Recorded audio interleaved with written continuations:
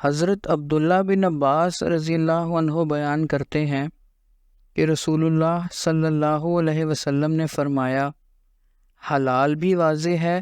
اور حرام بھی واضح ہے، اور ان دونوں کے درمیان شبے والی کچھ باتیں ہیں، اکثر لوگ انہیں نہیں جانتے۔ پس جو ان مشتبہ باتوں سے بچا، اس نے اپنے دین اور اپنی عزت کو محفوظ رکھنے کے لیے پوری احتیاط سے کام لیا، اور جو ان مشتبہ امور میں جا پڑا